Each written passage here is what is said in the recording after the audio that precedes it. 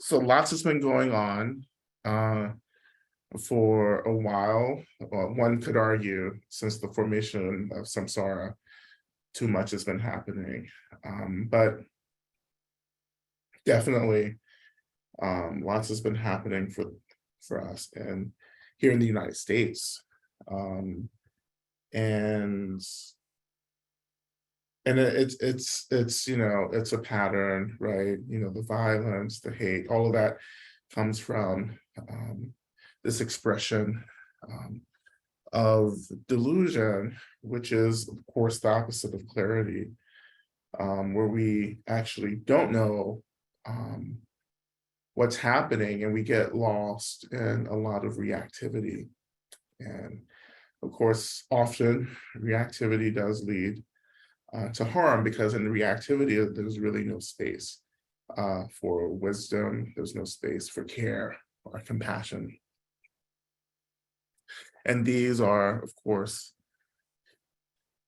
these behaviors, this deeply indoctrinated um, thing that's ingrained in our consciousness, right? And the project of Buddha Dharma is actually to release that reactivity, right? That reactivity to everything, and to come back into this experience of space, spaciousness, right? Spaciousness, of course, is an experience that's always happening. Space is just, it just is, like space is. And what our practice is about is actually remembering that space. I would argue that mindfulness, the Satipatthana, the four foundations, that sutra, the Satipatthana, is really about the remembrance of space, that we have space to make choices. And those choices really, first, is about remembering who we are and the nature of things itself, and to make choices to reduce the harm that we create for ourselves and for others. I was thinking a lot this past few days also just about the dream, right? I'm not, this is always how a 2-hour talk on the Matrix begins, when I start talking about a dream. And then soon we're riding through the whole series. Um, but I am allowing myself to respond, not react to the strong desire to go down that path back into the Matrix.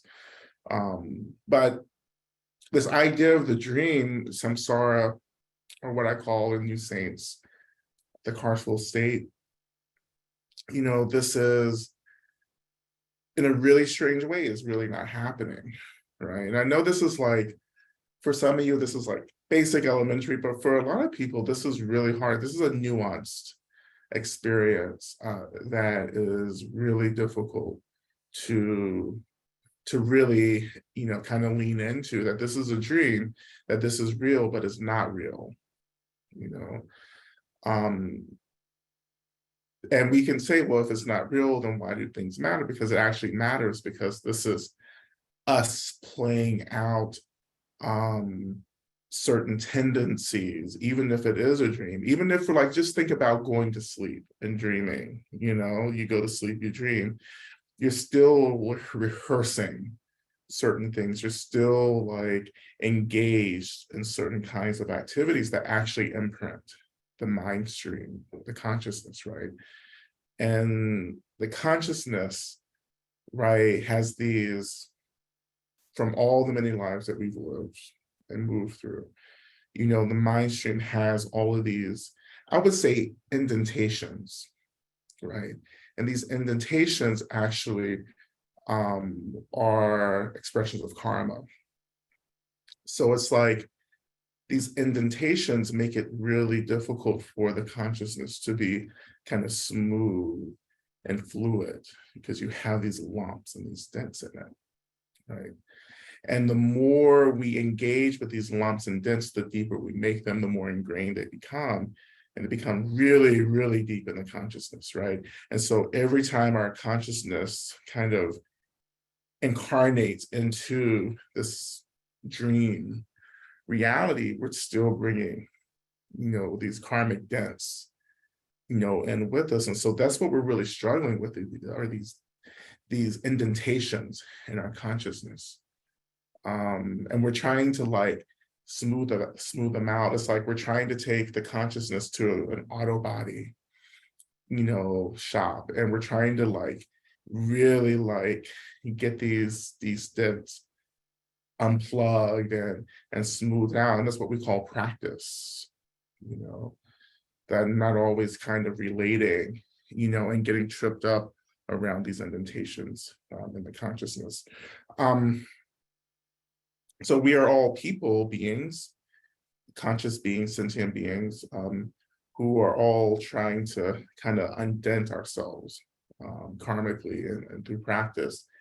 And sometimes our dents can kind of, collect together. And, that's when we start having collective experiences. And these dents are not always about harm and violence, but they're just ways in which we their narratives, narratives emerge from these dents that we start reacting to as well. And we say, oh, this is what it is. This is what it means to be alive. And this is what it means to have a mind. Like, I'm just going to have to deal with all of this. And that's really not the case. The consciousness is malleable. It's like a thin sheet of metal, right? It bends, but we have this incredible opportunity through practice to smooth that out, to release these bumps and these indentations, and to return to this fluid, flowing experience of consciousness, right? Where we're not getting trapped around these indentations. Another way to think about it too is like a stream. You go to a stream, you see rocks and wood and all kinds of stuff in the stream, and some of these things block the stream from flowing really fluidly. You can get something like a beaver. A beaver can come along and begin to dam up the stream, creating like this block, right? And that's what many of us are struggling with, are these blocks. And I would say these blocks or these dams that are built within the fluidity of our consciousness, I would call that trauma, that gets blocked. Again, what we're trying to do is release those dams, those blockages, so consciousness begins to flow really evenly and fluidly, right? But that means going through the discomfort of like unblocking and smoothing out, right? Releasing, the tension or the energies that maintain these blocks and these indentations, right? And this is why the work of liberation in general is not so appealing for a majority of beings, because it means that you have to go back into the consciousness to start releasing these energies, these indentations, these blocks, right? And that means that we have to experience these blocks, these indentations. And the experiencing has to move through, this idea, this experience of the body as well, because the body is also an expression of consciousness as well, right? So everything must be experienced and released, right? But nothing can be released until we move through experiencing, right? So we move from reactivity to the space and to responsiveness through the means of experiencing, letting that energy move through us, like that energy release, and feeling that release, letting it go, right? Like you can't let go of something that you can't experience, right? Like how would you know that it's being released if you're not experiencing that release? But what you're really experiencing is the movement of energy, right? It's the movement of energy and the reshaping of the sense of self around that released energy as well. So those two things are happening. Again, the release of that energy, the release of those indentations, those karmic blocks, right? Releasing that energy, and the ways in which the sense of self, our sense of self and ego, are actually trying to figure out what we are now that this thing has been released. And that is the perpetual work of the sense of self, is always trying to figure out what it is when something has changed. Right. And of course, that's my fundamental definition also of grief. It's like the self trying to figure out who we are, what we are after something has changed. You know, and we've talked about this a lot over our time together here as well. So, so when I think about being in the world,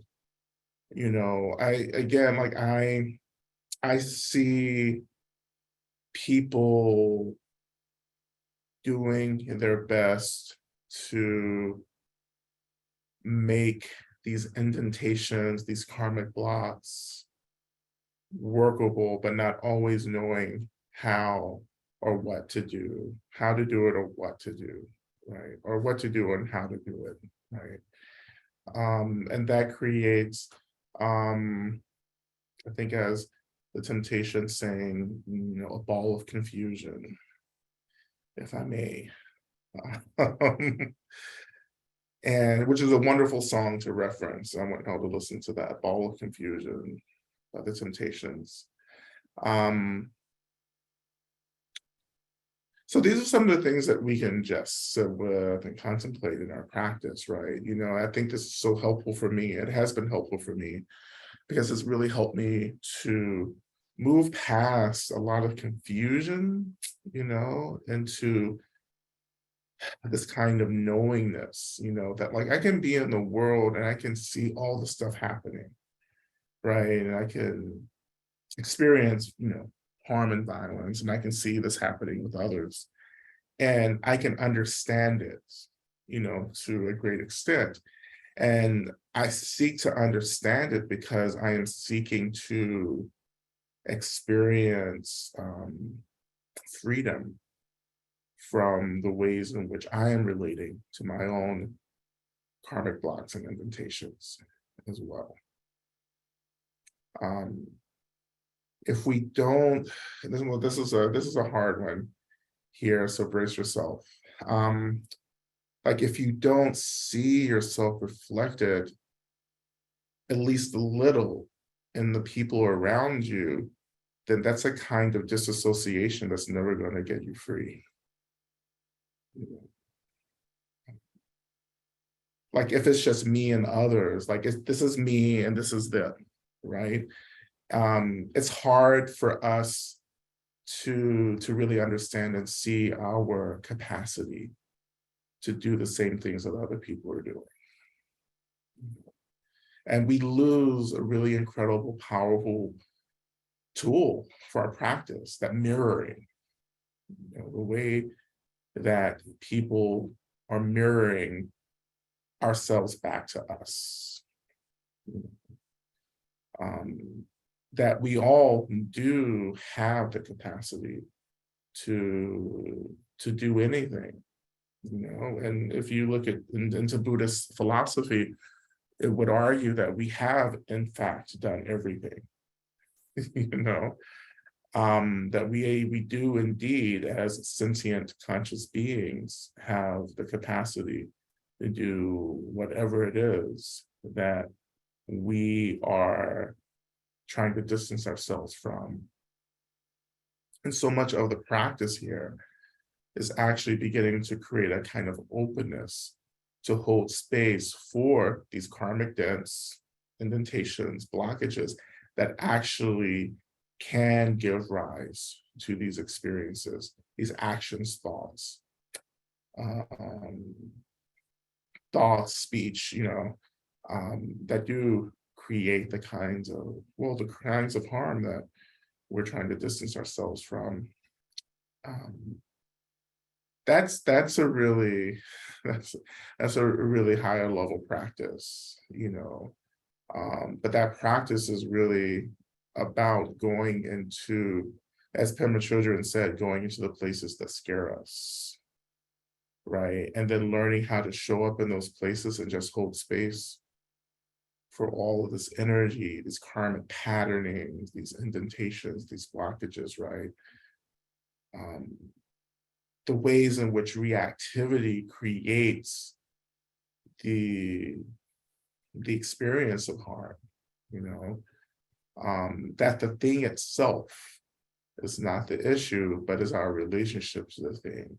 That's the issue. It's not necessarily, and this is strictly Buddhist psychology here, right? So it's not necessarily that I have this desire to do something, but the problem, the issue that we're focusing on is how I'm choosing to relate to that desire. Am I reacting to it? Am I responding to it? Am I choosing to experience that desire? Because experiencing isn't actually reacting, you know. So much of our experience, you know, is beneath so much of these experiences is really is really discomfort, is suffering, right? And our reactivity is kind of like this sophisticated mechanism, you know, that we've trained ourselves into engaging in. Like, so when we react, we're not experiencing. And so that reactivity keeps us from experiencing deep discomfort or suffering, right? But in Buddhist liberation work, we can't get free until we begin to experience even what we think can't be experienced, you know. That we will eventually get liberated when we have the capacity to experience everything without reacting to it. You know, that's what we're trying to get to, right? And then moving into a space of responsiveness.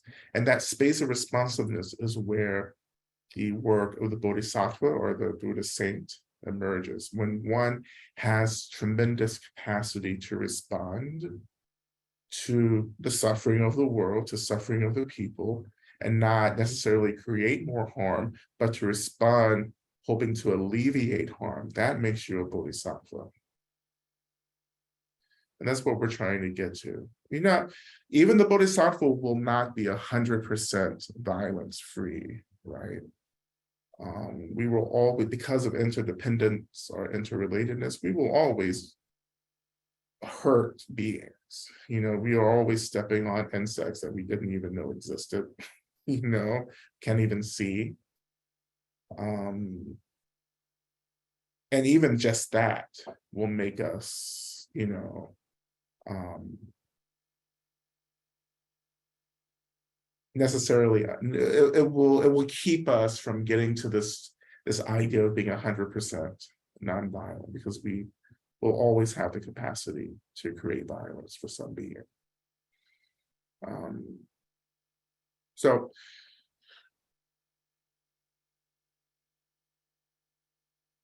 what we're doing, you know, so much of the Medicine Buddha Tantra, so much of this tradition is really, like, traditionally, it's really about undoing these karmic knots, right? That's really what Medicine Buddha is really about. That's really, honestly, what all the deities, the wisdom deities that we practice is really, it's really about, like, moving into our consciousness and, like, letting go, releasing, moving these energies that are stuck in our consciousness, right? And that's the healing that we're talking about. That's the healing that we're trying to get to in our practice, right?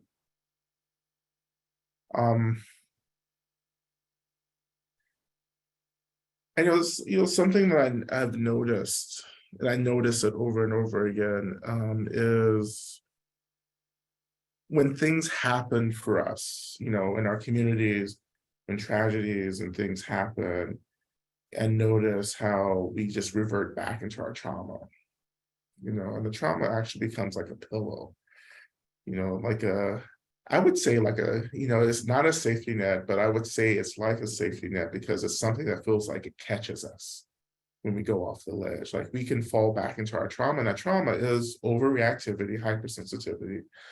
It's these old patterns, particularly associated with disembodiment, disassociation, it's stuckness, right? It's numbness. And from those experiences, all kinds of relationship things, of course, come, like paranoia and distrust and so forth.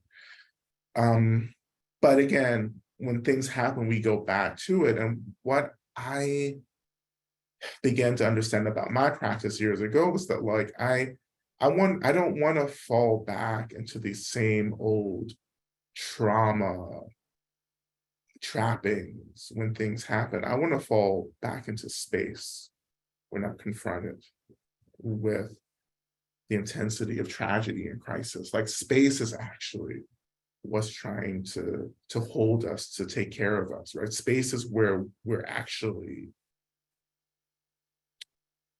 like emanating from, the space and emptiness, right?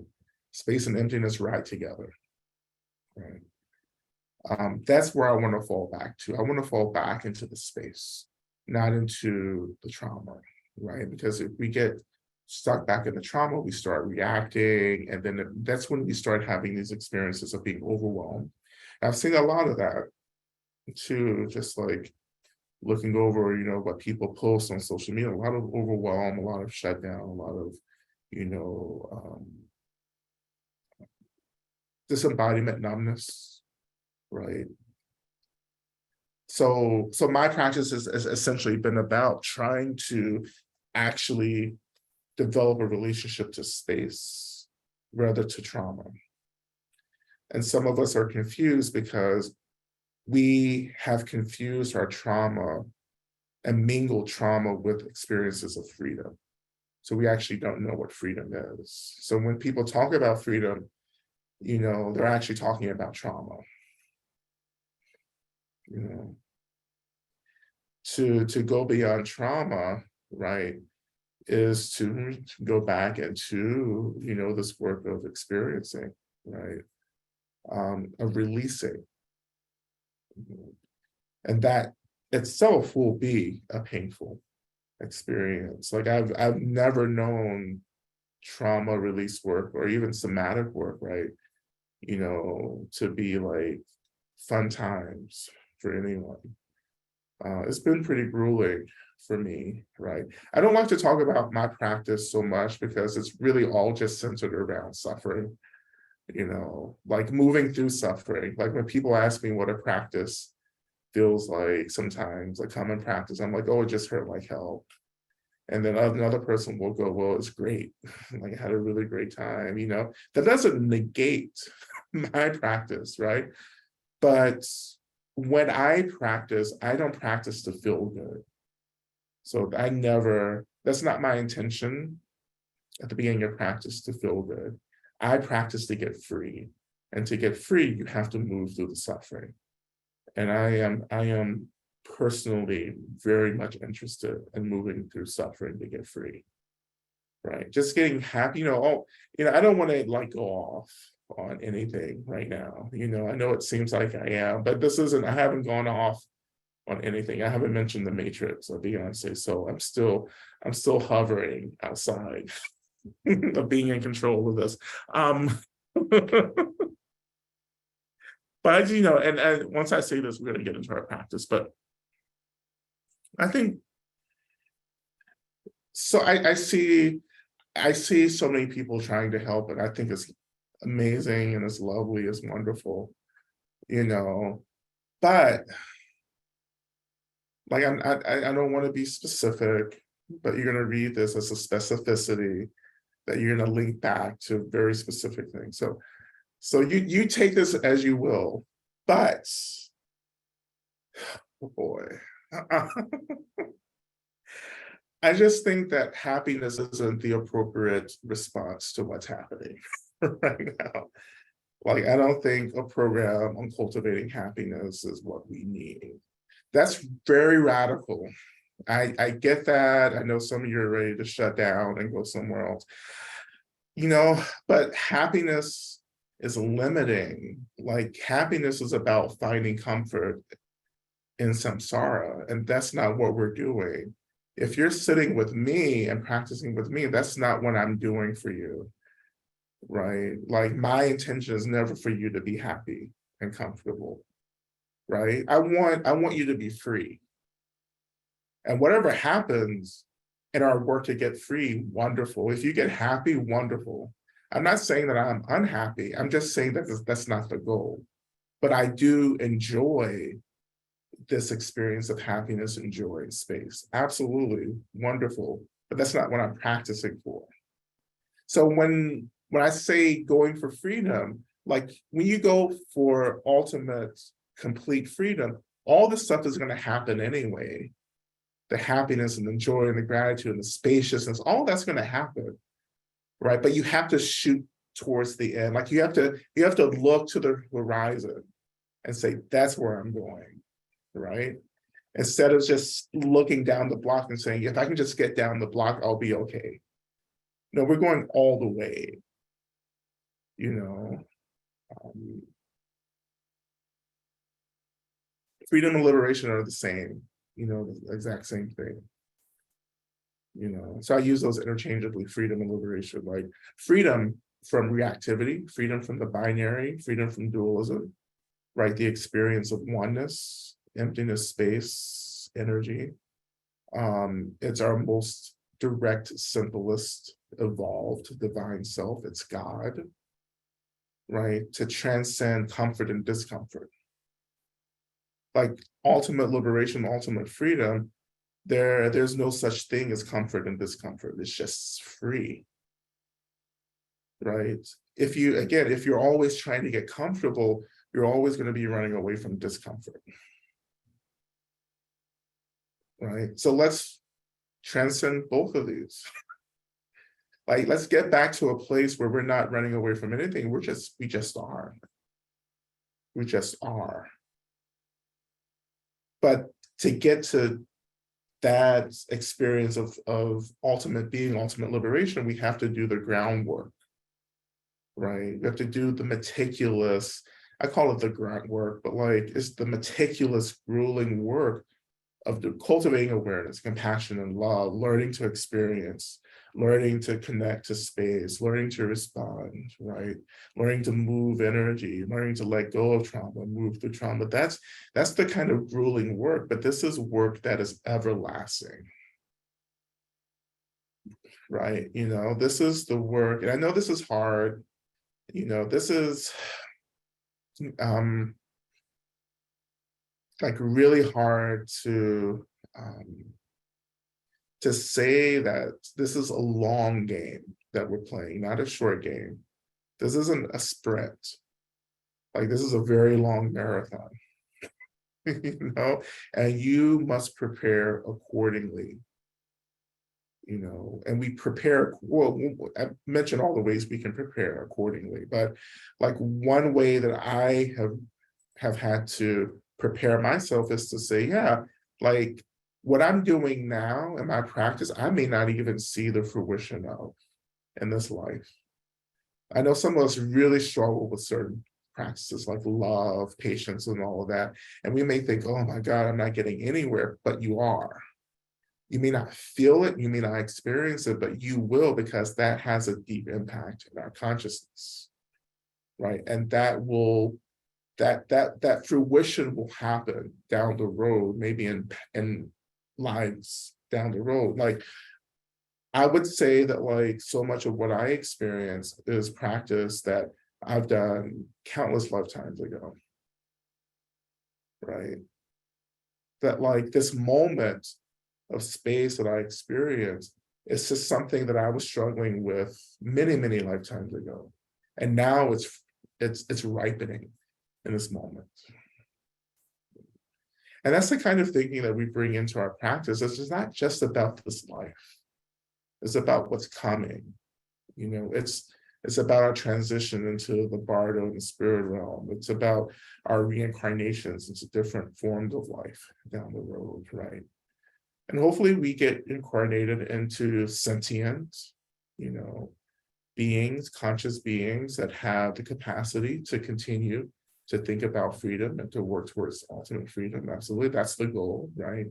That's what we're praying for as well in our practice, that we get to be reincarnated in forms that we can continue to practice. And because all of you are here, it means, quite honestly, that you've done a tremendous amount of work to get here. To be, to be conscious, to be interested in spiritual practice, to even think about these ideas means that you've done this quite often in the past.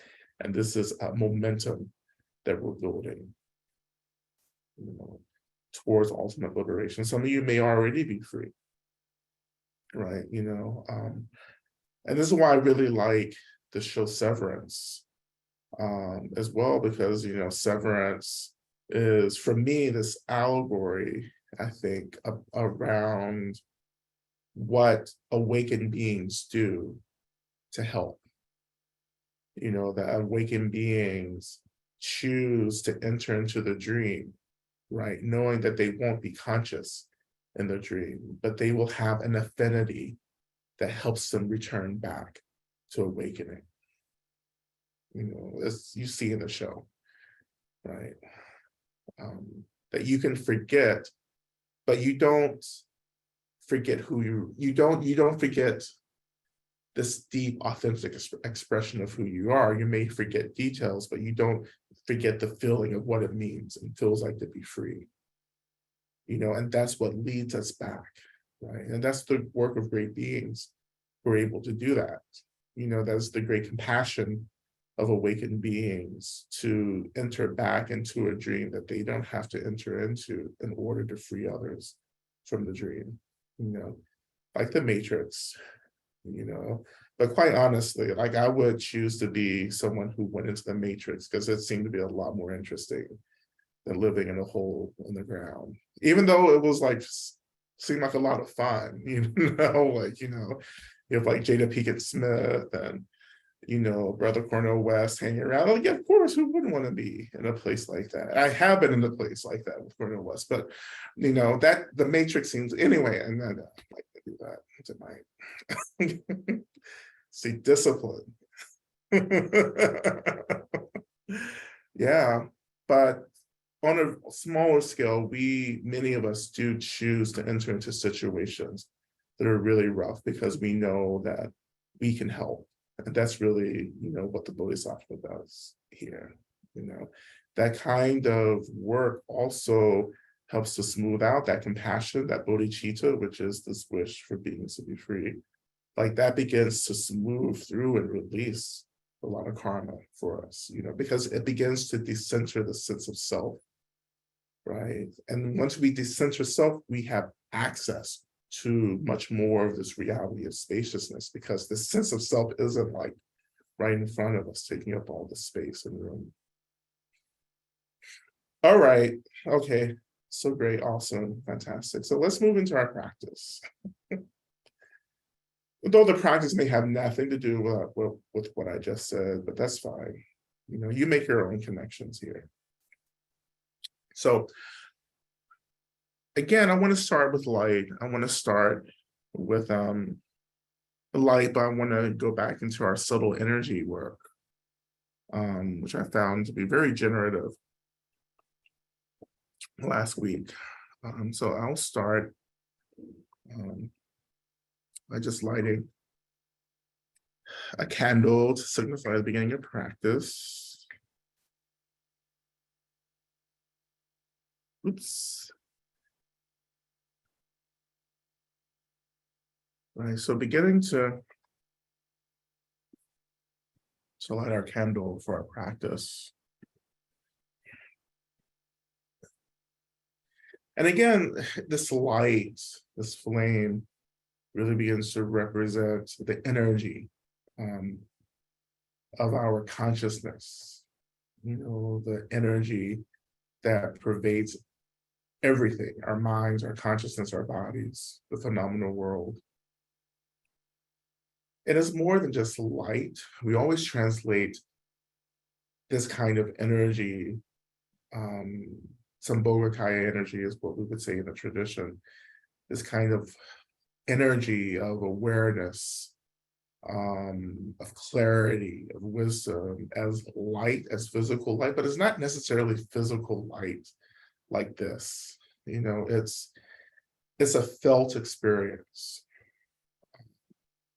of dynamic energy, awakened energy, vibrant energy, right? It is the absence of delusion, right? Which we always kind of set up as this dualism between light and dark, but just the energy, the vibrancy of our minds, of our bodies.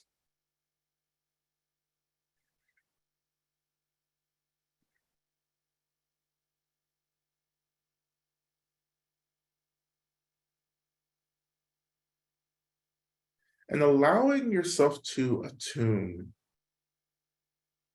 to this light energy as well.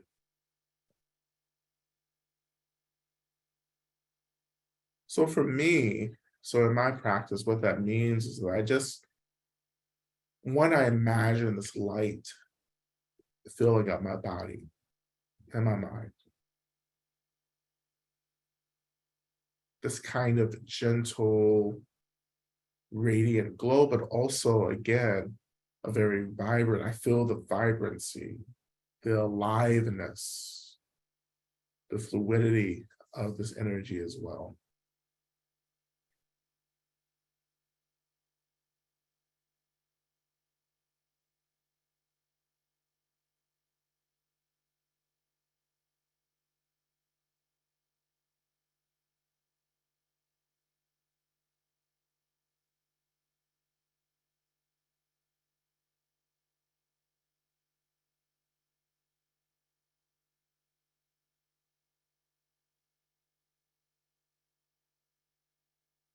So even moving a little further into practice, I invite you to first just notice the weight of your body making contact with the seat.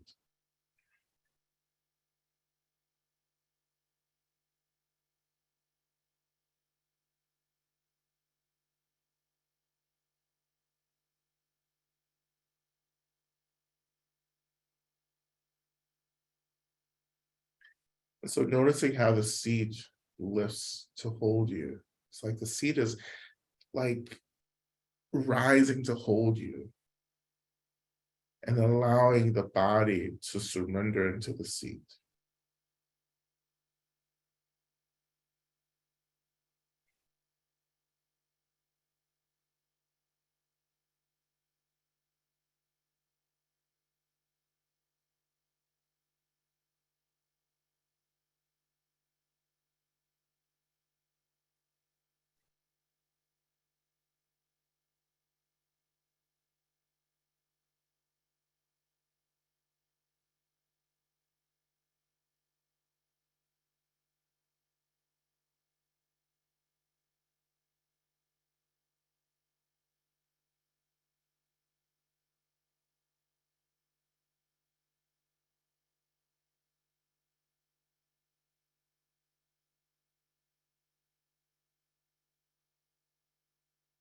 So as we move deeper into the practice, the seat really as an extension of the earth is always holding us and therefore is always grounding us.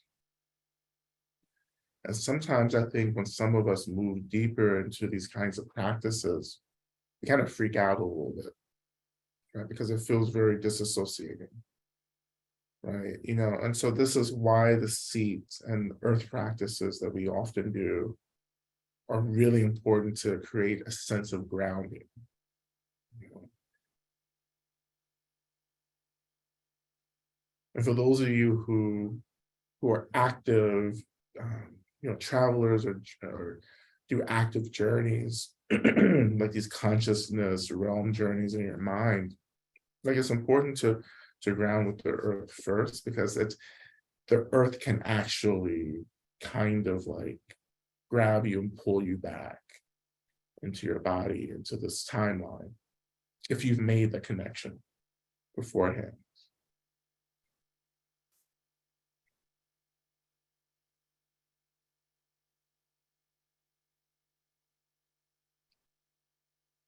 And I often will burn, some type of like incense or herb, um, Palo Santos here, but or tobacco, which I practice with. These are just, earth element um, things that actually help me to ground, right? So I do it for grounding, not necessarily for changing energy, but like it helps me, to stay really present um, with the earth, you know.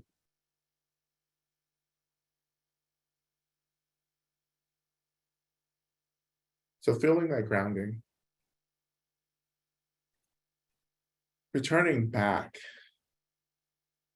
to the body, and we're going to do something very similar, almost probably the exact same practice from last week, but just returning back to the body, noticing again the outside of the body, the skin, your skin, your hair, nails.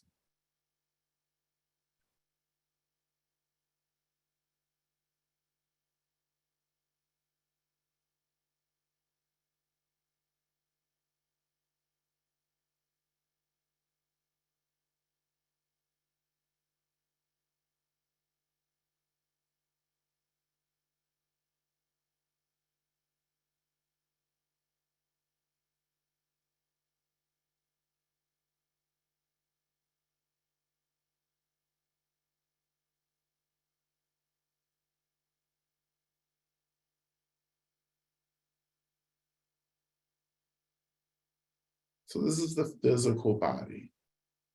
Okay? This is the physical body.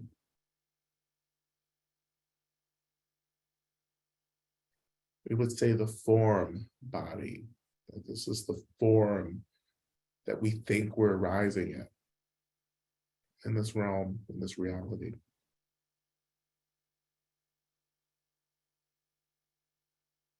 But beneath the sensations of the physical form, so beneath maybe the sensation of skin, right, is a more subtle sensation or experience. And maybe you can connect to that sensation through maybe noticing body heat, warmth. And some of you can actually notice energy itself, right? Which is very hard to articulate, but warmth is an expression of energy. So we can use the warmth, so feeling that warmth that radiates beneath the surface of the physical form.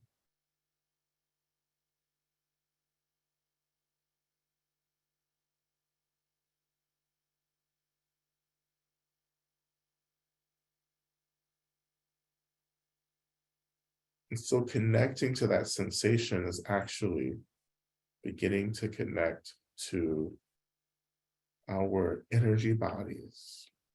I would even say in, Tibetan Buddhist terminology, Sambhogakaya, energy, the energy form, the energy body.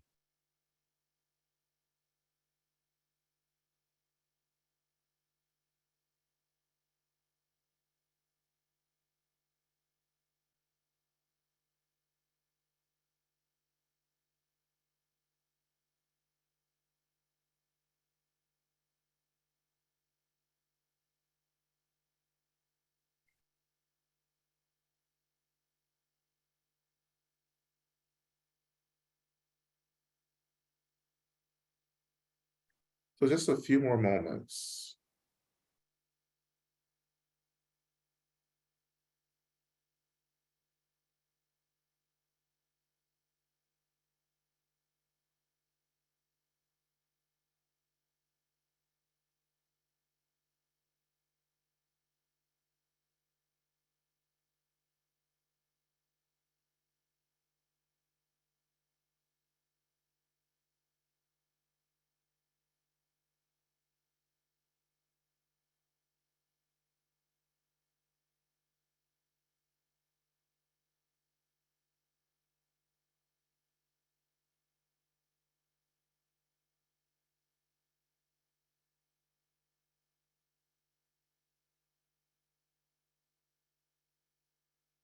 So we're going to shift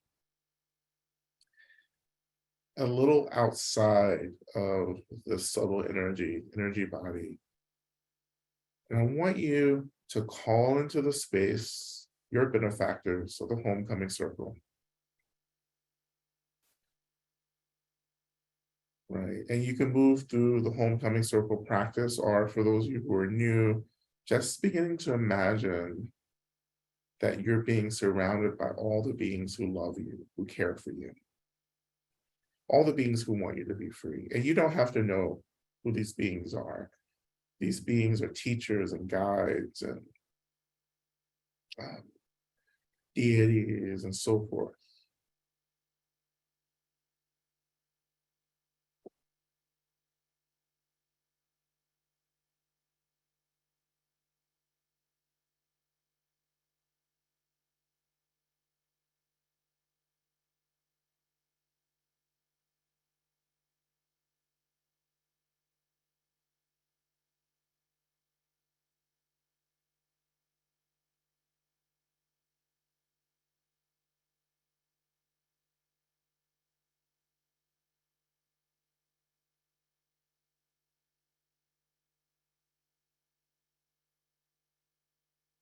So when you have these beings around you, just really feeling that they're there, beginning to imagine that they are gently, and this is really important here because I want us to do something very particular here.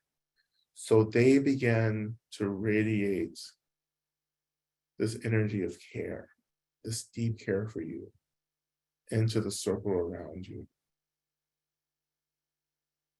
So just imagining that for a few moments, that they're just radiating like the sun radiates light and heat. That your circle radiates this energy of care that begins to fill the space up around you.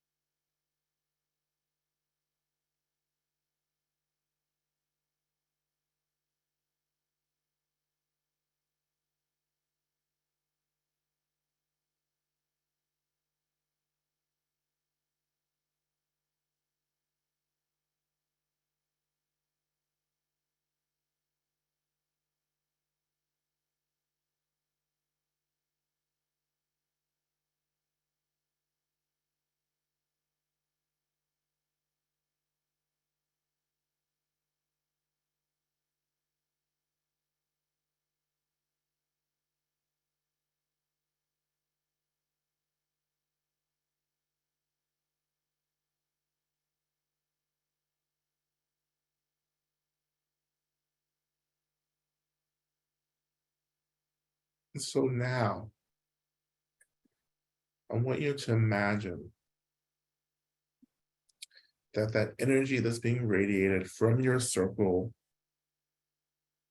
begins to be absorbed into your energy body, the Sambhogakaya body. So it's like this energy of care is bypassing the form body and being deeply absorbed into the energy body.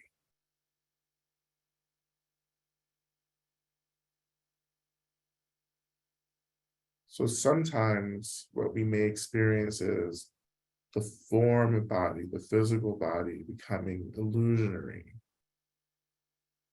and the energy body becoming more prominent. And it's okay if that's what you're feeling. That's part of the practice.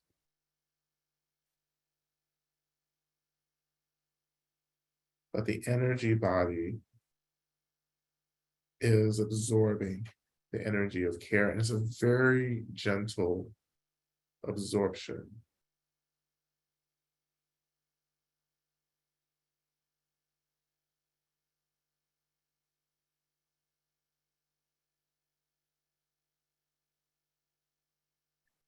And this is where I want us to kind of dwell in, is this experience of being gently restored on the energy body level from the care from our benefactors, just sitting and absorbing this energy.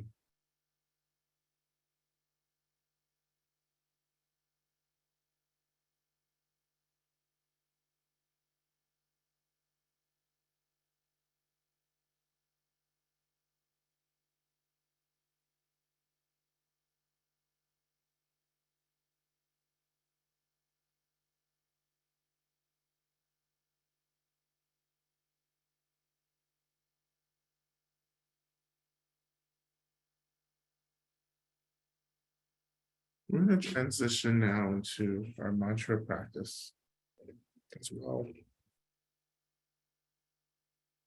So in the mantra, you can sit and listen or chant along, but I want your awareness to really stay within this absorption space. Like it feels like I'm drinking deeply, but also really calmly and subtly from this energy from my benefactors.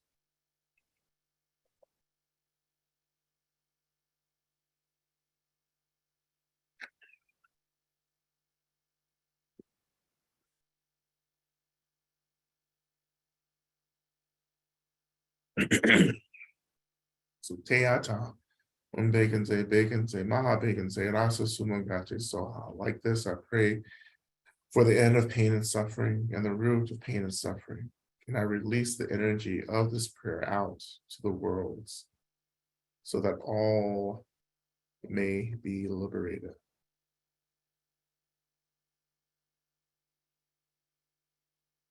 So again, floating, resting, gently absorbing, drinking in this energy of care.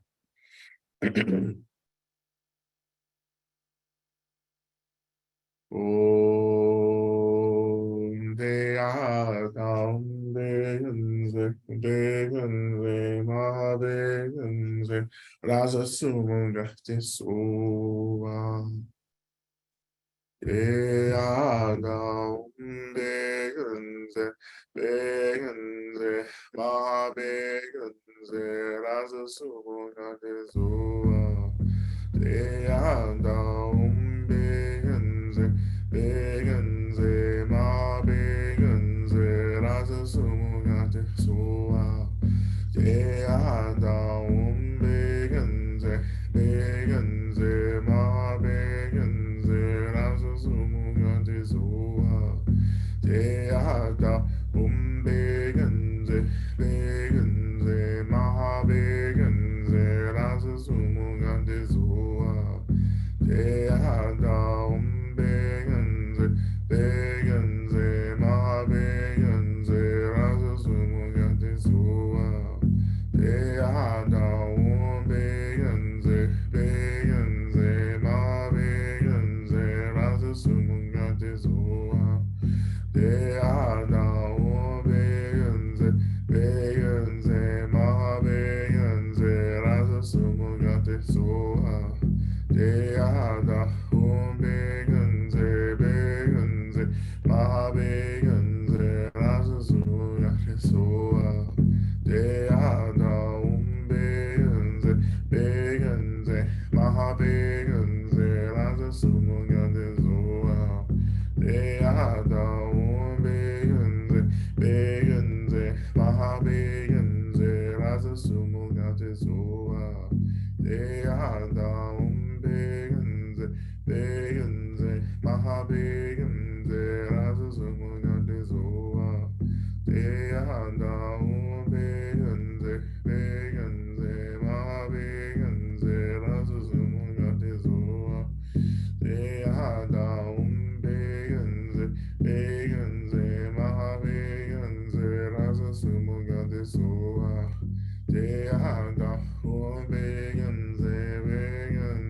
mabeyenze razasumangatizoa deyada umbeyenze beyenze mabeyenze razasumangatizoa deyada umbeyenze beyenze mabeyenze razasumangatizoa deyada umbeyenze beyenze mabeyenze razasumangatizoa deyada umbeyenze beyenze mabeyenze razasumangatizoa deyada umbeyenze beyenze mabeyenze razasumangatizoa deyada umbeyenze beyenze mabeyenze razasumangatizoa deyada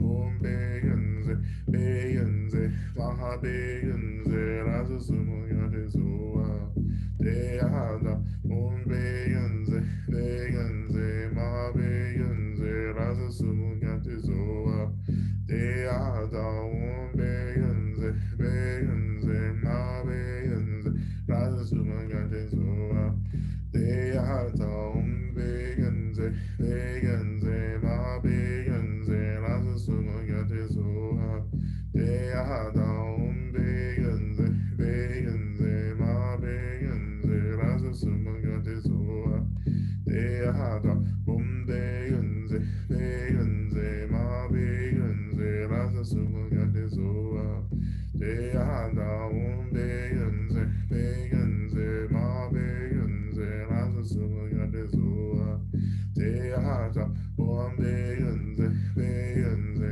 mabeyenze razasumangatizoa deyada umbeyenze beyenze mabeyenze razasumangatizoa deyada umbeyenze beyenze mabeyenze razasumangatizoa deyada umbeyenze beyenze mabeyenze razasumangatizoa deyada umbeyenze beyenze mabeyenze razasumangatizoa deyada umbeyenze beyenze mabeyenze razasumangatizoa deyada umbeyenze beyenze yenze razasumangatizoa deyada umbeyenze beyenze mabeyenze razasumangatizoa deyada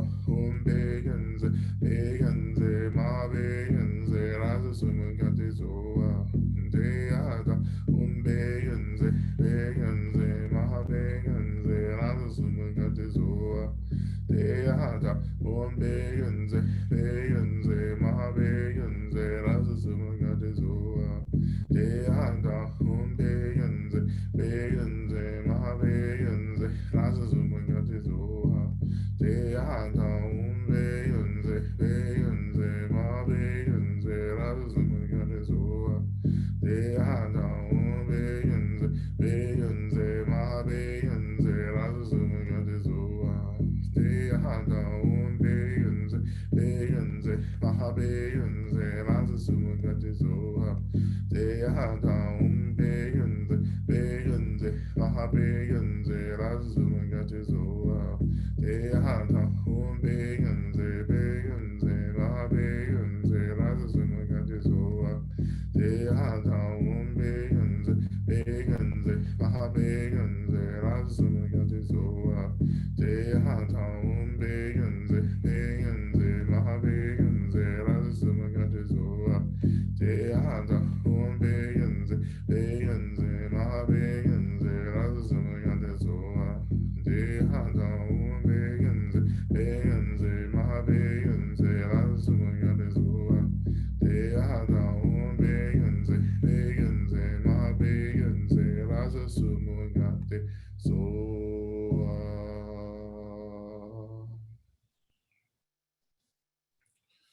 So just turning our attention to the prayer request. Let me begin by just inviting all the beings who are able to hold these prayers and act on our behalf, inviting those beings into the space, all the Buddhas, Bodhisattvas, Yadams, Dharma protectors, all beings of light, angels, all the guardians of the land, the elders of the land, all the elements, including the earth, angels, all beings of light. We pray that you open to the receiving of our prayer requests and act on our behalf to bring about the fruition of these prayers.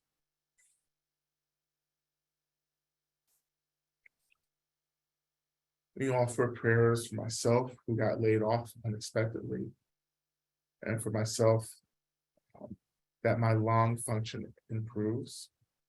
Offering prayers for Jay, who has suffered deep grief and sadness. Prayers for Anna, who was recently diagnosed with cancer and is having surgery in a couple of weeks. Prayers for her family as they support her through this process. Offering prayers for my sister Lulu, recovering from a stroke.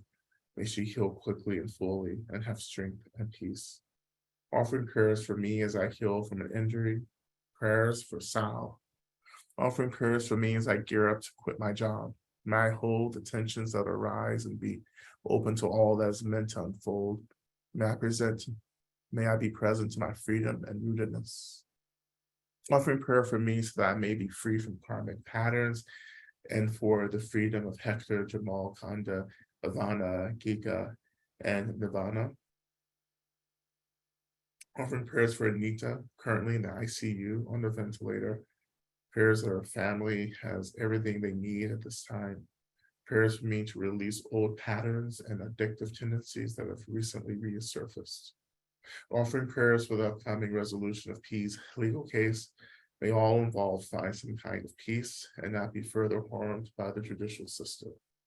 Offering prayers for less physical pain so I can feel free and help my students feel freedom and agency.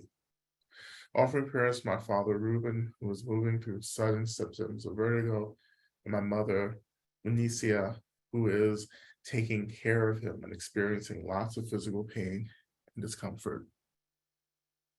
Prayers for my aunt, who is close to passing from cancer, and for my uncle, who is caring for her. For my aunt E, who is struggling to hold space with the family. For my wife and A, who had biopsies recently. For J and R. Offering prayers for everyone experiencing grief in their lives right now. Offering prayers for me as I navigate supporting myself financially. Offering prayers for our sexual healing. May we all be free to experience embodied pleasure. For MJ and all who are grieving his loss. For my brother as he moves through and with. For the healing of my community in Atlanta after the murder of Toto Gita, a forest offender, by the police. For Claire and her family as they navigate grief and loss, may they receive all the love and care and time they need. For the healing of my body, spirits that I may be able to bring a child into the world. Prayers for Robert F., who died suddenly last Friday. Prayers for his family as they grieve. Prayers for my friend Beth as she grieves her little brother and becomes one of the last members of her family in this plane. Prayers for my son, may he find a way to contentment and peace within himself. Prayers for myself as I learn to heal. Prayers for Nadia as she travels this week and she heals. Prayers for all sentient beings to become free. Prayers for all those who have suffered from violence, oppression, and injustice. Prayers for my stepdad as he ongoingly navigates serious health issues. Prayers for anyone navigating chronic illness. Prayers for my friend Elaine Orr, who is at the ER with extremely high blood sugar. For my friend Shia, that this newly implanted device will lower his chronic pain. For Tamara Booker, recovering from surgery. For Shava Bailey with chronic illnesses. Damkrana with lung cancer. Kathy and Ed dealing with Ed's prostate cancer. For Bill Dow, whose memorial service was last week. Winds with the Bardo several weeks ago. For Beth Harden and her family. For myself, knee problems and pain related to that, anxiety in general. and also clarity about what sorts of things will assist my physical healing from a number of different things. To detox from big overgrowth of candida. Offering prayers for Tyree Nichols' family and community as they grieve his murder by police. Prayers for Bumina, Lama Rod, everyone making Bumi's martial possible. For Tibet, for all beings and realms that suffering may end, for abundance and ease for all, especially the ancestors. Prayers for Rishi, Nina, for Jessica, Lauren, Jayanta, Hari, and for myself as I continue to work towards finishing my degree within my decolonization practice, the ivory tower, and for all the work. Prayer for myself to continue on this path and continue to do what I must do to stay with this and to release my anger in ways that are guided by my spirit.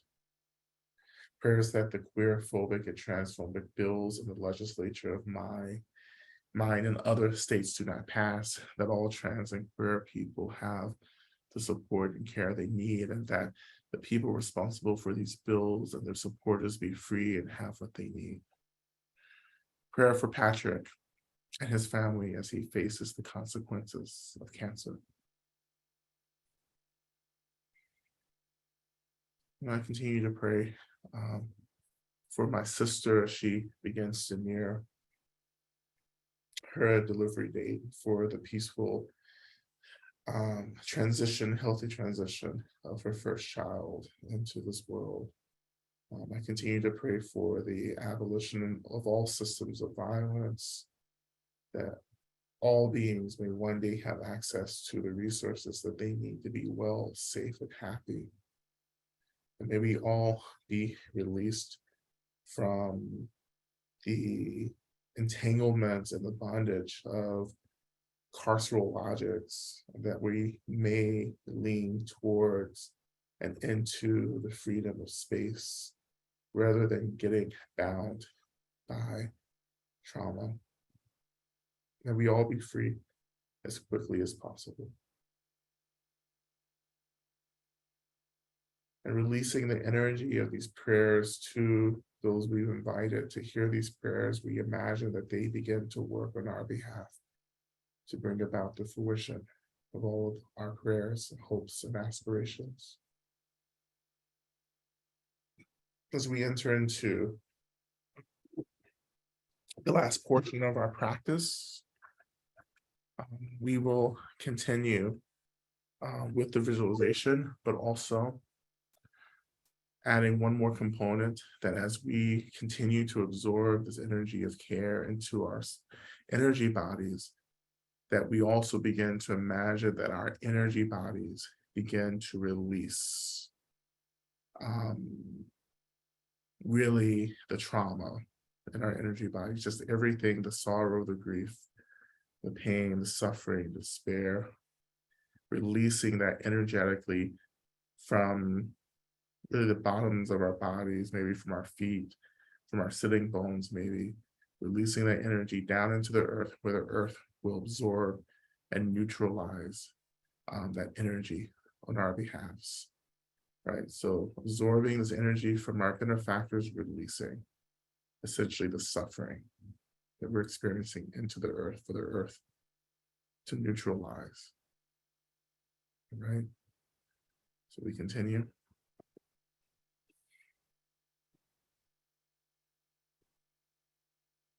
O te ada begenze, begenze, ma begenze, raja sumangante zoa. Te ada begenze, begenze, ma begenze, raja sumangante zoa. Te ada begenze, begenze, ma begenze, raja sumangante zoa. They are down the Mahabharata as a Sumati. They are down Begans, Mahabharata as a Sumati.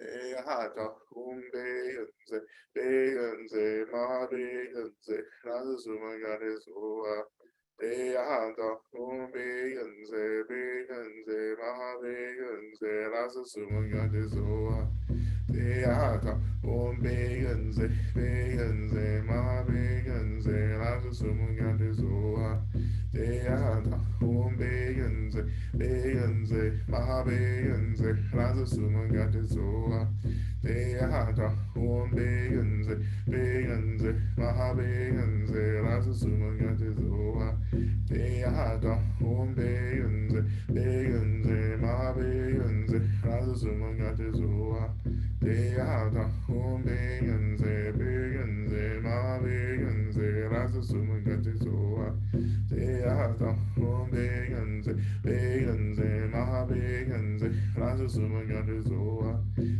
hata umbeyenze beyenze mabeyenze lazumagarizua hata umbeyenze beyenze mabeyenze lazumagarizua hata umbeyenze beyenze mabeyenze lazumagarizua hata umbeyenze beyenze mabeyenze lazumagarizua hata umbeyenze beyenze mabeyenze lazumagarizua hata umbeyenze beyenze mabeyenze lazumagarizua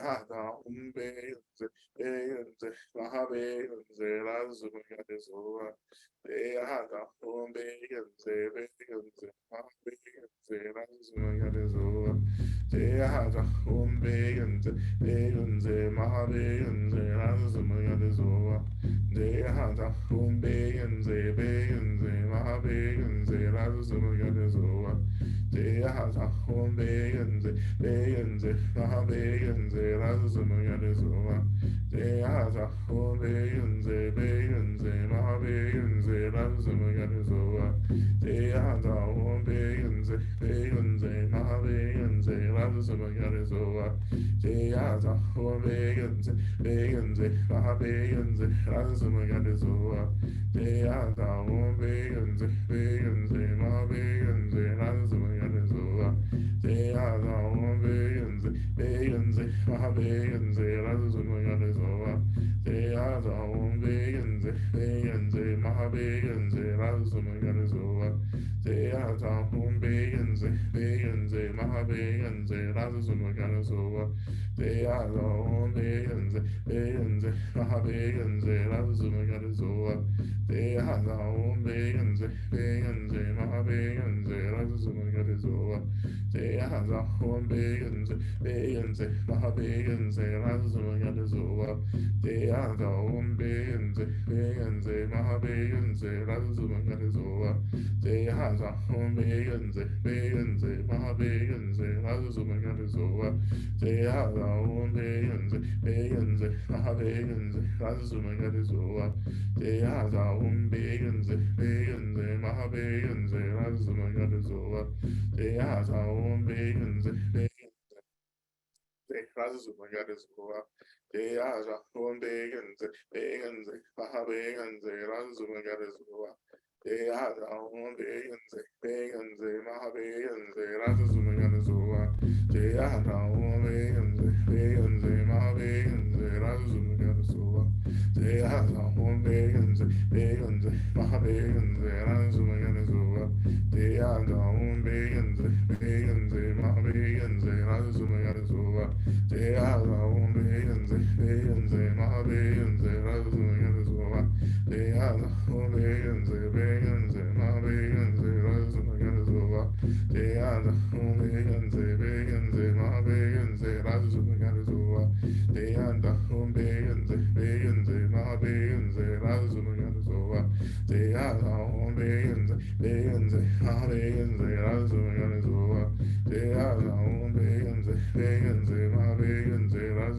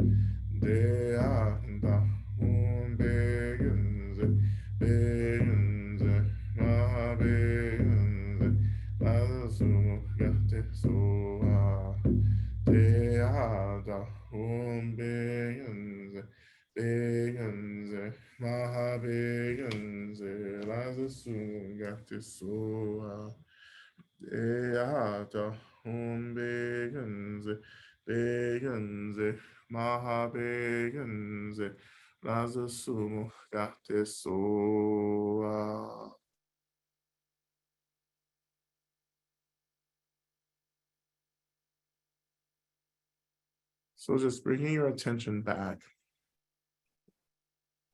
to your benefactors around you. Imagine that they begin to dissolve into white light. And imagine that white light being absorbed into your body.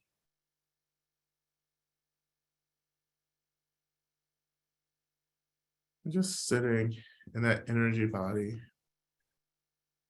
We're just going to turn our attention just briefly, just for a couple of moments, to the practice of Virgama, or rather chanting, supplicating Mother Durga.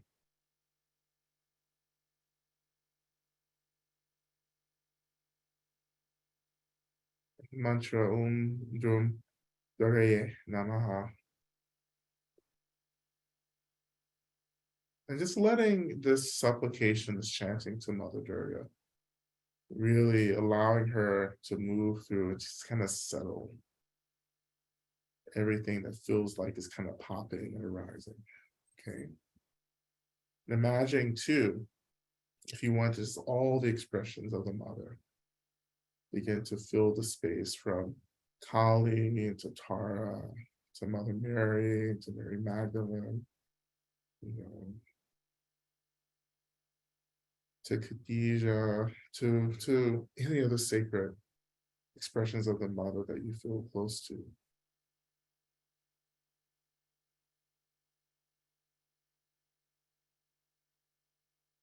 Begin just with and then moving into the mantra.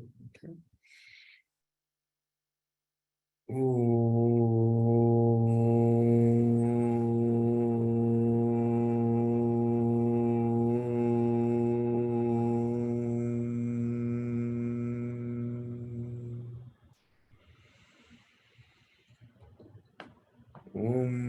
Dum Daye Namaha. Dum Daye Namaha.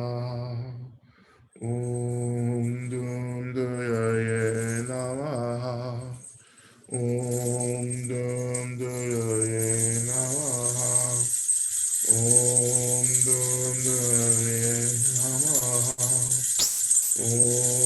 Dum Daye Namaha. Dum Daye Namaha. Dum Daye Namaha. Dum Daye Namaha. Dum Daye Namaha. Dum Daye Namaha. Dum Daye Namaha.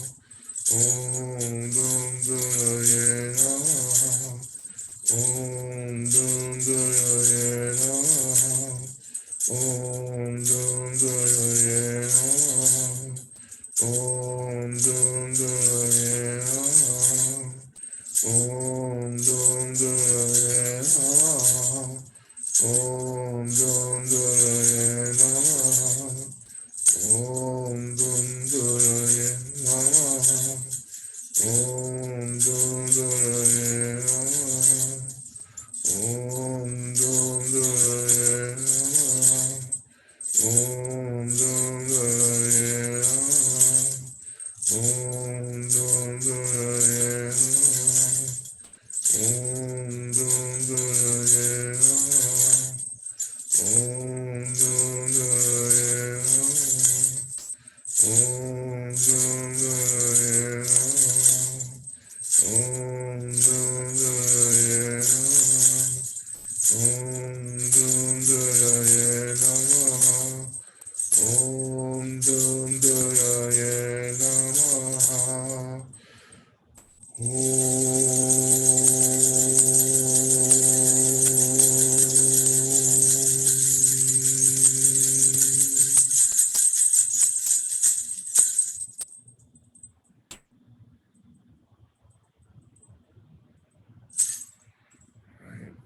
Shifting our attention now to Shantideva's prayer, which we'll recite 3 times to close our practice.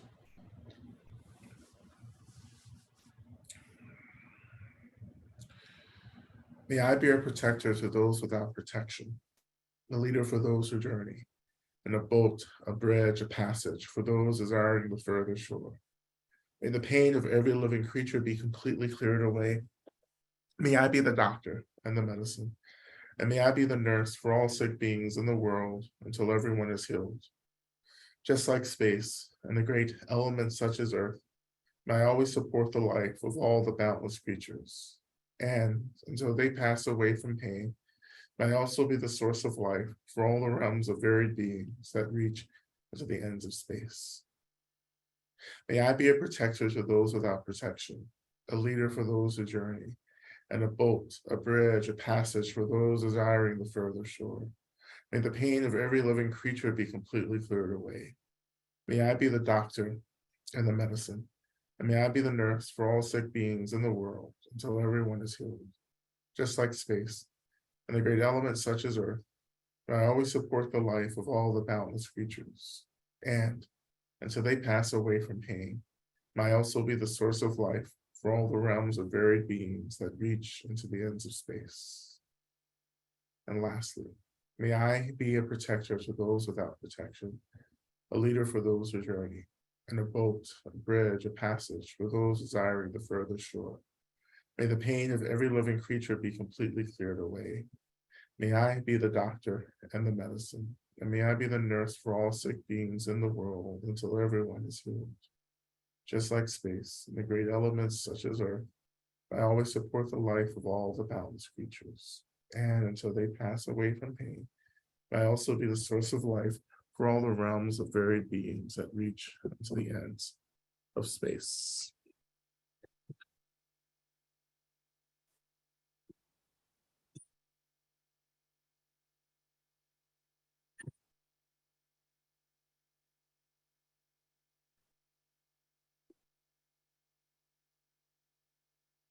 Okay, all right, great, everyone. Thank you so much for your practice.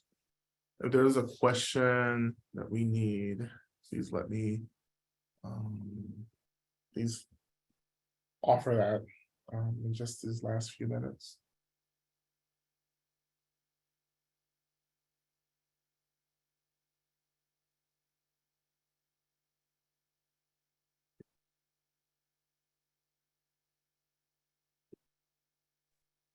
Miles, you can unmute yourself.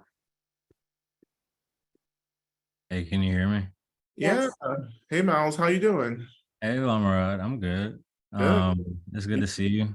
Yeah, you still farming? You farming? You on the farm? The Yeah, rice? I am. Oh yeah, oh, that's hot. I like that. Also, I want to say hey to the Medicine Buddha community. It's cool to see everyone. My question is, earlier you mentioned that almost all of your practice looks like working with suffering to get free, and I was wondering if you could share a practice that you come to, or how we can be more intentional with that in Medicine Buddha. Yeah. Yeah, it's really about not trying to run away from the suffering, right? So, it's okay to start practice and say, you know what, I want this to feel less painful, right? But you have to be very careful that the underlying intention of that is not to run away from it, right? But what we do, one prayer that we can offer really is, may I get the practice or the experiences that I need in this moment, right? And then when you say need, when I pray for what I need, then I'm also entrusting the practice itself and my homecoming circle to actually do this work of helping me to get what I need in the moment, right? And so whatever happens, happens. So whatever happens, I know that like it's for my benefit. And that takes a lot of trust to hold that. So whatever happens is for my benefit. Right. Just like when we drink medicine, it's like you don't pray to the medicine, for certain experiences. You say that, I just, please help me to do the work of getting free, and the medicine will offer you the work that you need to move through. Right. And then you're grateful at the end, no matter how difficult it is. There has to be gratitude there because you're doing something really important, even though it feels like hell. But you will experience the spaciousness that opens from that labor in the future.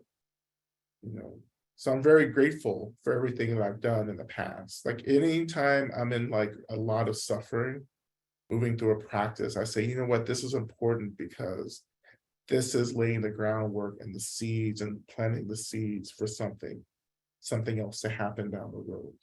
And that keeps me going. I'm not just suffering to suffer, right? Which we can do. That could definitely be it. We can just suffer to suffer and practice it. That's not really practicing, but when we say, I want to be free from this, then that's when the practice really begins for us. And we get what we need to move through it. Thank you. Yeah. Lama Rod, there's a question about which mantra we should be chanting, and I have lost the capacity to put anything in the chat. It's another technical glitch. So I know Eric's here and he can put that document in the chat. It's the Medicine Buddha mantra is the answer to that question. And yes. Yeah, go ahead. Yeah, I'm sorry. Yeah, that's it. The Medicine Buddha mantra that we just practiced. I think, yeah, so that's it. That's the link. So all the instructions are there for the mantra practice. So just to let everyone know, people who weren't here maybe 2 weeks ago, we are in a mantra accumulation practice for the main mantra Teata, Baconze. And the instructions for that practice are there in that link. And the practice will change every month. Slightly. And we have 2 more questions, Anita. Oh, you have to, yes, good. Thank you. When I came in, you were talking about trauma. And I have been thinking about Prajnaparamita for a couple of years. Mm-hmm. And you said something about our tendency to fall back. Mm-hmm. And Prajnaparamita is called the mother of the 3 Buddhas who have conquered the 3 times. Mm-hmm. Can you speak to what that means? Yeah, so for Prajnaparamita. Yeah, so Prajnaparamita is the I would say I would use the language of mother. Like she is the expression of space itself. And so Prajnaparamita is, well, she's expression of wisdom. I'm sorry, she's expression of space and emptiness. which means that she is also an expression of wisdom.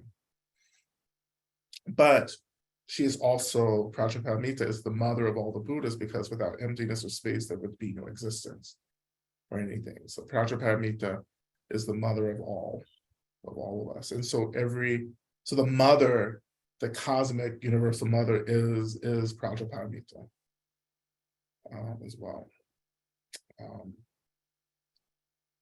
And she's trying to move us through the webs, the entanglements of trauma, right? Which we have identified, well, we've normalized trauma, and so it's hard for us to understand what space and emptiness are, because we're so self-identified with trauma. And we would say, well, this is who I am, right? And this is an expression of a particular moment in your mind, but it's not the expression of the totality of your mind, right? And that's what we're trying to get to, is back to the fullest, most authentic expression of the mind, which is also an expression of Prajaparamita.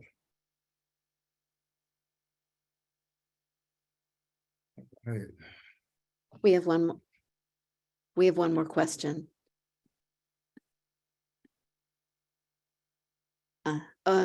You'll have to unmute yourself, I think. Lama Rod. Uh-huh. Yeah, I was wondering, for my home practice, sometimes I say the mantra silently, usually because I'm very tired. I was wondering if that was okay. Yeah, I absolutely. As long as you're aware and that's moving, in your mind, absolutely. Okay.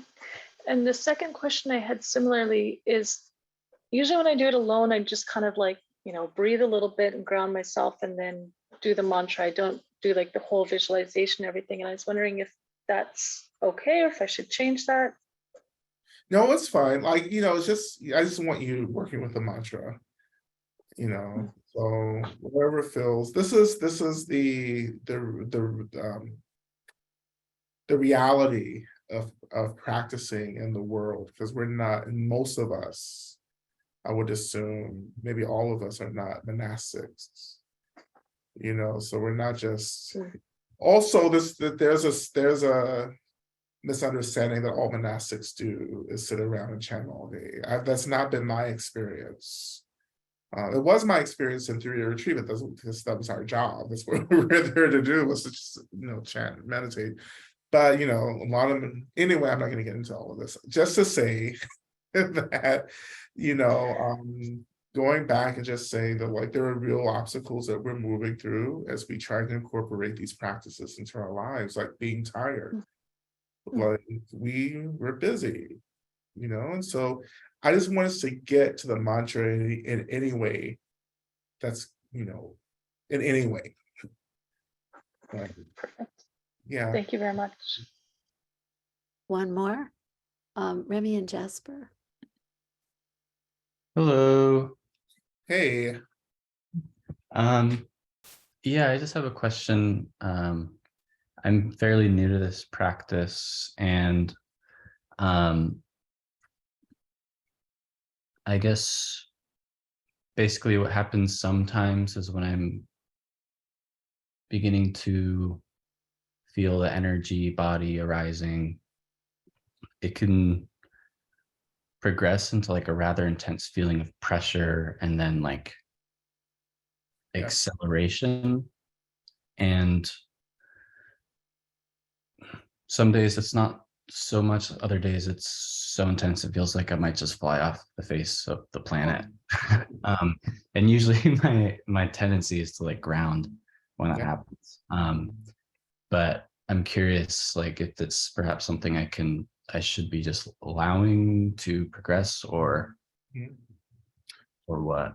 Well, the grounding there is really important, because ultimately what we're trying to do is hold both groundedness and this kind of fluidity together at the same time, and also to have a kind of agency over that kind of fluidity as well. So it's not like you're being carried away, but you can experience it and then return back to a sense of groundedness at the same time, you know.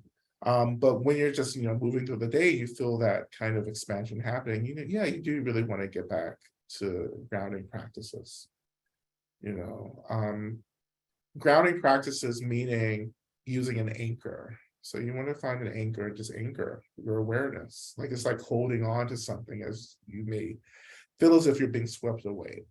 Let's just hold on to something, anchor in something, and let that expansion just kind of happen, right? And you can let it happen because you're feeling really grounded in something.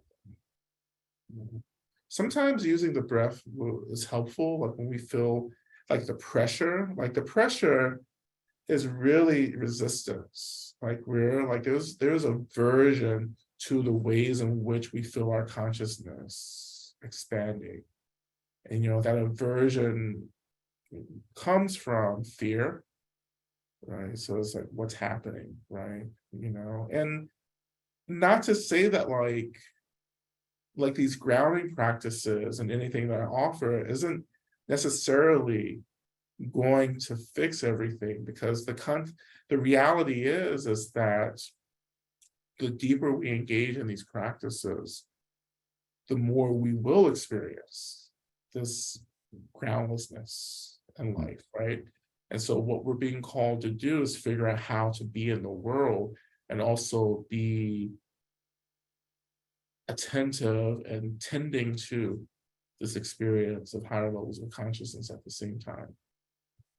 Right? And that's the work in a way that's helping us to evolve our community, our society, right? Like we are spiritual beings, but we have lost the capacity to integrate those experiences of the spiritual into our lives because we have these very samsaric carceral institutions that are always attempting to degrade us solely into a physical form expression, cutting us off from our energetic expressions, So when you're doing these practices, there's an innate reality. This is there's a real kind of disruption of samsara, right? Because you begin to lose your belief and your attachment to the samsaric world because you're touching into the truth of everything through these practices. So those are the consequences, right? Those are consequences that personally I have to navigate every day. That, I know some of you are quite advanced practitioners who've been in these very similar practices for decades. These are the things you have to navigate. You will change, right? And it becomes maybe a situation where you have to be very skillful in how you're holding this change. That you may develop the capacity to see a lot of things about a lot of people, but that doesn't mean you become like a touched by an angel. You don't become like Della Reese. I know I just went way back to the 90s. I know touched by an angel was a phenomenon that I was wrapped up in, for those of you who are of a certain age, and you just don't go around talking about, listen, I see all this stuff about you, I'm going to tell you everything. That's just not what you do, right? So you have to kind of hold, and this is where the heartbreak of the whole thing comes up. The heartbreak that you are beginning to develop this clarity, and that clarity is really about the ways in which people are suffering and the ways in which you're very much limited in disrupting that suffering. Yeah, I feel that. Yeah, so you're not, this is not about us feeling special. or extraordinary. This is a, I don't want to say burden, but it's a weight. It's a weightiness that one carries. Like, because you become a witness to what is unseen. Right. And the difficulties that arises with knowing that like what you're seeing just has to happen sometimes. Hmm.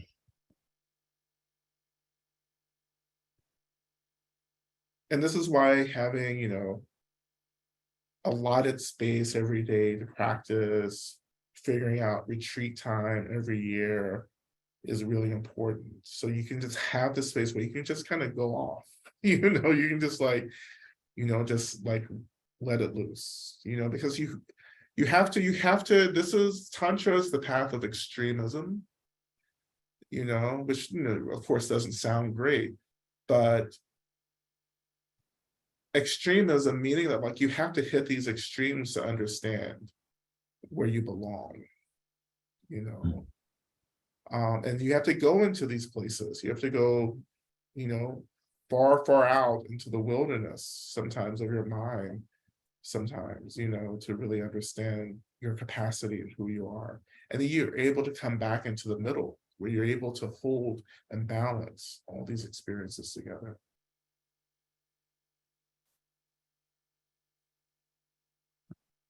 Thank you. Absolutely. Okay, well, I think that's it. Thank you all so much. I'm gonna be offering probably in Chenrezig, just I'm gonna do more advanced practice in breath work.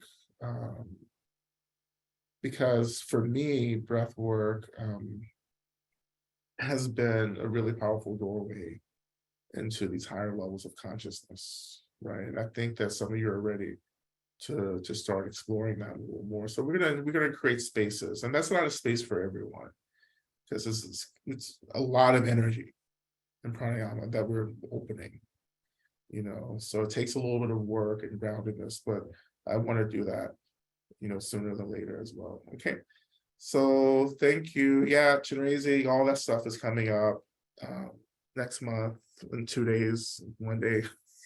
So watch out for that. Also, join me for Free Radicals on Thursday, 2 p.m., no, 1 p.m. Eastern time, and then whatever for the UK. And also mark your calendars for March 4th. I'm going to be doing an in-person 1 day thing here in Atlanta on the 4th. So it's not going to be streamed. It's not going to be online. It's going to be in person on the 4th, Saturday, March the 4th. So we're going to get that information out soon as well. Okay, so I think that's it. So thank you all so much for your practice, and I hope to see you all maybe on Thursday for Free Radicals. Okay, thank you, everyone. Thank you.